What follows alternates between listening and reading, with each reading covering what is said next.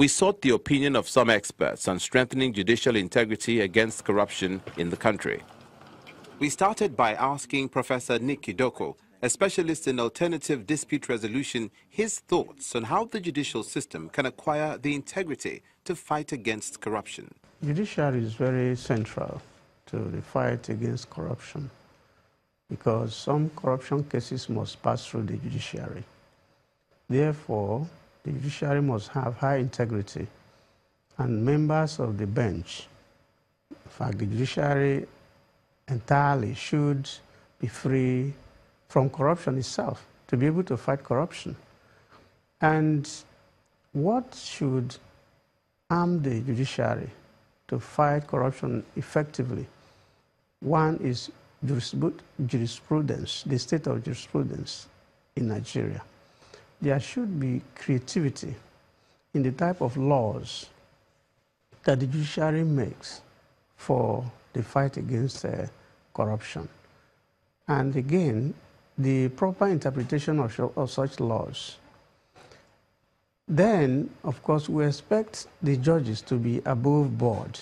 It is true that the society cannot be better than the judiciary, or the judiciary cannot be better than the society. But the judiciary is the last hope of the common man. Therefore, the members of the judiciary must always make effort to be above board. And the best way to do that is to make their welfare very, very attractive and comfortable. Because the ideal situation is that the judiciary should be much better cared for than the other departments and arms of government. He speaks more on solutions to corruption in the judiciary. Judiciary has a critical role to play in the fight against corruption. Therefore, they should have budgetary allocation as first-line charge. It shouldn't be an arm of government that should be taking handies from the executive. So it should be as independent, fiercely independent as the executive and the legislature. But currently, they are not that free. There are handouts from the executive makes appointments into the judiciary. So, and because of that, they have some level of subjugation to the executive, and that shouldn't be the case.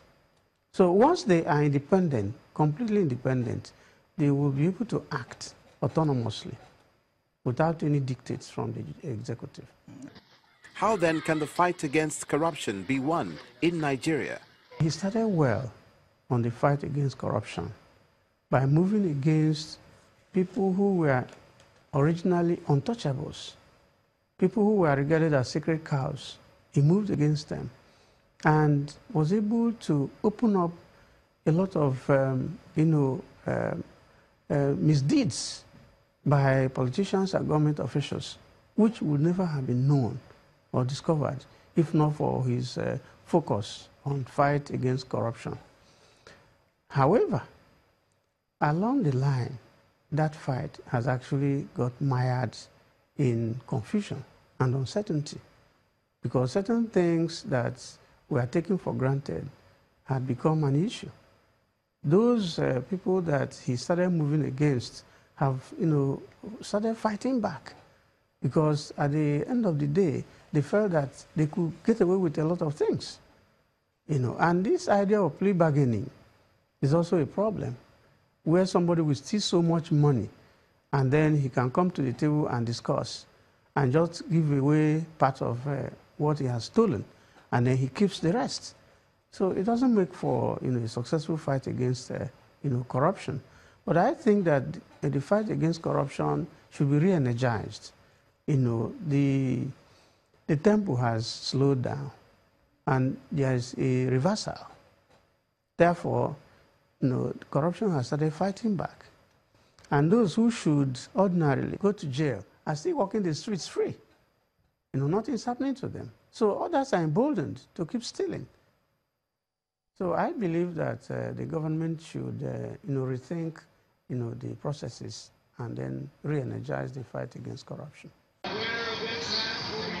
For a better understanding of the anti-graft war, Mr. Issa Salami, an executive member of the Independent Corrupt Practices and Other Related Offences Commission, ICPC, explains the rationale behind corruption in the judiciary in Nigeria and the way out. The approach to avoiding or reducing corruption, because corruption is a human factor that may not be totally eliminated, but it can be reduced to the barest minimum that is tolerable, like in other civilized climes. In the case of the judiciary in Nigeria, they are so central to the fight against graft, and therefore they must be above board. And one of the ways that this can be achieved is in the recruitment process. We need to be very, very careful and more meticulous in not only looking at academic credentials, which may be very imposing and impressive, but also looking at the background and trying to ensure that the character is also right. This is one thing that we need to do a little bit more strictly than we have done in the past. But for the present crop of people who are there, if, of course, anybody is found wanting, the strictest procedure should be utilized to deal with that person so that other people can avoid falling into such pitfalls, because it's a matter of human frailty. And if people feel that they can get away with murder, many more murders will be committed. But the moment they realize that whatever they do, they will be checked, and they will be checked promptly, then I think it will send signals, the correct signals, to the judiciary. So I think the last effort that was done in apprehending some of those judges, which was really very embarrassing to the judiciary, to other judges in the system, I believe such efforts should be sustained.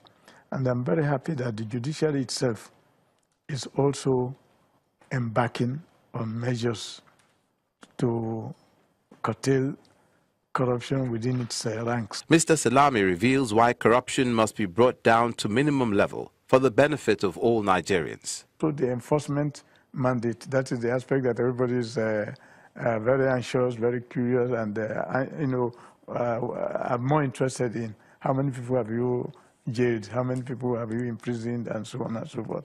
Again, we must remember that none of the anti-graft agencies or even the federal government itself can jail anybody. Only the courts of law. And again, that goes to the first point I was making about the importance of judges, because all these things we do, all the efforts of investigation, so at the end of the day, it is the decision of the court that that prevails. So the court is the ultimate, and the speed with which they discharge it affects the result of what the efforts that has been made. So if you make a lot of good efforts and you take the person to court on time, and all these delays set in and so on, it becomes difficult for you to get justice in terms of justice not being delayed, because they say justice delayed is justice denied.